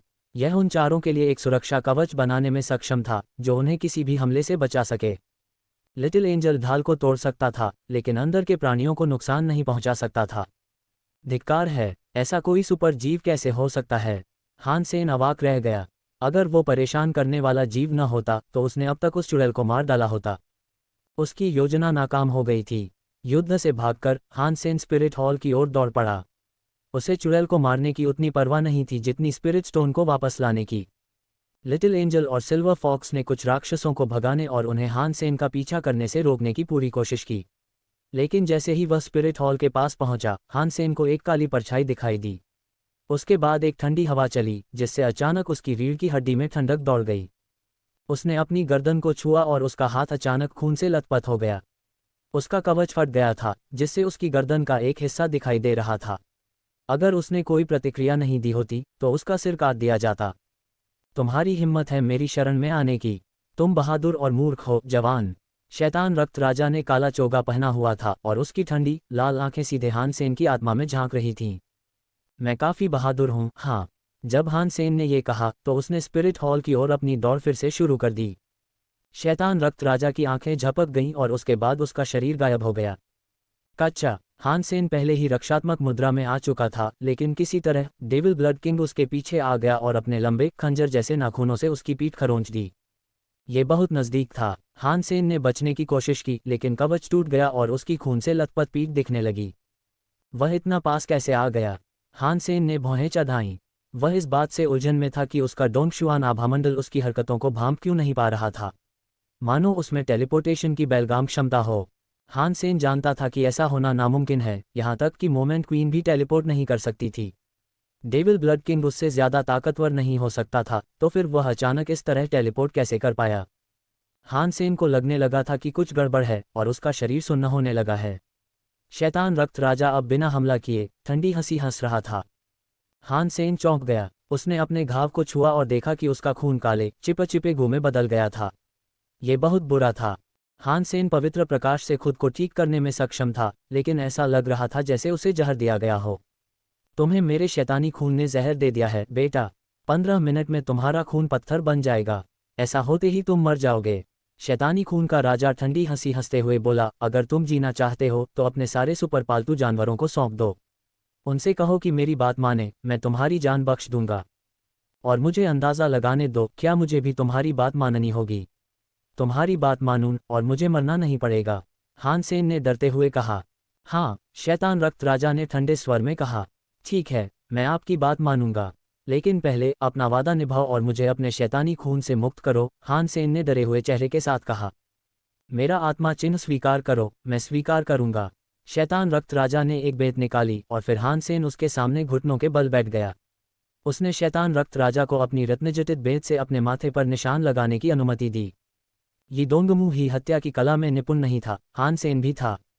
जब बेत हान सेन के माथे के पास पहुंचा तो वह तेजी से बाईं ओर भागा। आगे बढ़ते हुए उसने अपनी हथेली सांप की तरह अचानक झपट्टा मारकर आत्मा की छाती की ओर फेंकी। शैतान रक्त राजा ने ठंडी हंसी, मानो इसके लिए तैयार हो। उसकी खंजर जैसी उंगलियों ने हान सेन की कलाई पकड़ ली और उसके घातक नाखून कवच को चीरते हुए मांस में धंस गए। तुम्हें मेरी शैतानी रक्त शक्तियों ने पहले ही जहर दे दिया है। तुम जानबूझकर कैसे बच निकलने का चुनाव कर सकते हो, और उससे भी बदतर मेरी हत्या करने की कोशिश कर रहे हो? मूर्ख, क्या तुम मरना चाहते हो? शैतानी रक्त राजा हान सेन की कलाई तोड़ने के लिए तैयार था। सच में नहीं। हान सेन की आंखें खुशी से चमक उठीं। उसने अपना हाथ उल्टा किया और एक परी प्रकट हुई, जिसने शैतान रक्त राजा के चेहरे पर सफ़ेद धुंध उड़ा दी। एक ही क्षण में आत्मा बर्फ बन गई। उसे मार डालो। हान सेन ने लिटिल एंजल को बुलाया और आदेश दिया। अपनी तलवार से उसने हिमखंड को आधा काट दिया। शैतान रक्त राजा धूल में बिखर गया और मृत होकर आत्मा पत्थर पर लौट आया। फिर हान सेन ने अपनी पवित्र ज्योति से शैतान रक्त के जहर का उपचार किया। बिना समय गंवाए वह तुरंत स्पिरिट हॉल की ओर दौड़ पड़ा। हालांकि तलवारबाज चुड़ैल अभी तक झुकी नहीं थी। वह उसके पीछे गई, लेकिन हान सेन को होश आ गया। उसकी नज़र पड़ते ही उसकी आंखें नीली हो गईं और वह एक पल के लिए वहीं जम गई। और उसी क्षण हान सेन ने अपनी सोनिक थंडर शक्तियों का प्रयोग किया। उसने कैंची चुड़ैल की लाइट शील्ड पर मुक्का मारा और वार इतना ज़बरदस्त था कि वह बिना रुके सीधा आर पार हो गया। उसकी मुट्ठी का चांदी जैसा सूरज उसके शरीर पर बिना रुके टूट पड़ा। तलवार चुड़ैल का शरीर बिजली से घिर गया। जैसे ही उसने पीछे हटने की कोशिश की, उसका शरीर एंड गया। नन्ही परी को मौका मिल गया और उसने पास आने के लिए अपने पंख फड़फड़ाए, अपनी तलवार घुमाई। उसने प्रकाश ढाल को चीर दिया और चुड़ैल का सिर धड़ से अलग कर दिया, जिससे उसके खुले गले से खून बहने लगा। सुपर प्राणी क्रूर चुड़ैल मारा गया। कोई पशु आत्मा प्राप्त नहीं हुई। इस प्राणी का मांस खाने योग्य है और आप इसका जीवन जीनोसार प्राप्त कर सकते हैं। इसके जीवन जीनोसार का उपभोग करके आप 0 से 10 सुपर जीनो अंक यादृच्छिक रूप से प्राप्त कर सकते हैं। हान सेन ने अपने स्पिरिट उल्लू को बुलाया और उसे चुड़ैल का मांस खाने दिया, और फिर वह बिना किसी बाधा के स्पिरिट हॉल की ओर दौड़ पड़ा। आश्रय में अभी पूरी तरह से स्थिति नहीं बदली थी, लेकिन लिटिल एंजल और हान सेन के पालतू जानवरों में 4 प्रतिद्वंद्वी सुपर जीवों को संभालने की क्षमता से कहीं ज्यादा थी। बिना किसी चिंता के वह जितनी जल्दी हो सके स्पिरिट हॉल की ओर दौड़ा। अंदर एक मूर्ति थी जो यक्ष की याद दिलाती थी। उसके माथे पर एक आत्मा मणि रखी थी, लेकिन जैसे ही उसने देखा, हान सेन को बेचैनी होने लगी। उसे शक हुआ कि कुछ गड़बड़ है। आत्मा पत्थर जीवित नहीं लग रहा था। उसमें आत्मा नहीं थी, बल्कि वह बस एक पत्थर था। फिर भी वह मूर्ति की ओर दौड़ा और बेजान रत्न ले आया। इसके बाद शैतान रक्त राजा नहीं दिखा, इसलिए हान सेन ने रत्न को चूर चूर कर दिया। उसे विश्वास नहीं हुआ कि आत्मा मर गई है। धिक्कार है, ये स्पिरिट हॉल नहीं है। हान सेन को बहुत बुरा लगा। अगर यह स्पिरिट हॉल नहीं होता तो उसे पता था कि इतने बड़े आश्रय में असली जगह ढूंढने में उसे बहुत मुश्किल होती। असली स्पिरिट हॉल जरूर छिपा होगा और यह निस्संदेह शैतान रक्त राजा की चाल होगी। झूठे हॉल से बाहर भागते हुए उसने अपनी डोंगक्सुआन आभा का इस्तेमाल करते हुए पूरे आश्रय में दौड़ लगाई। उसका समय बीत रहा था और फिर भी वह न तो शैतान रक्त राजा को ढूंढ पाया और न ही आत्मा पत्थर को। धिक्कार है, हान सेन ने अपनी दुर्दशा को कोसा। उसने अपना बचा हुआ समय गिना और पाया कि बाकी सुपर जीवों के आश्रय में लौटने से पहले उसके पास 50 मिनट बचे हैं। लेकिन हान सेन ने स्पिरिट हॉल की तलाश में आश्रय स्थल की तलाश बंद कर दी। शैतान रक्त राजा ने स्पष्ट रूप से स्पिरिट हॉल को ढूंढना लगभग असंभव बनाने का कोई तरीका निकाल लिया था और वह जानता था कि उसके पास जो समय था उसमें वह उसे ढूंढ नहीं पाएगा।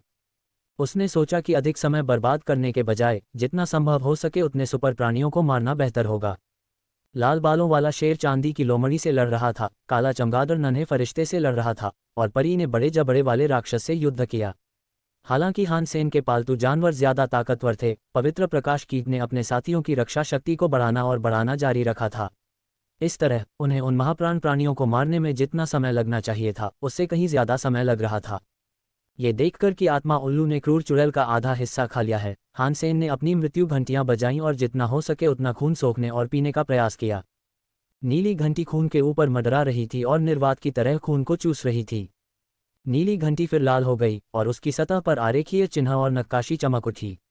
उसके बाद घंटी बज उठी। बेशक हान सेन के पास ये देखने का समय नहीं था कि क्या हुआ था। उसने अपना फ्लेमिंग रेक स्पाइक बुलाया और पवित्र प्रकाश कीट की ओर दौड़ता रहा। अगर वह उस कीड़े को नहीं मारता तो किसी भी चीज को मारना बेहद मुश्किल होता।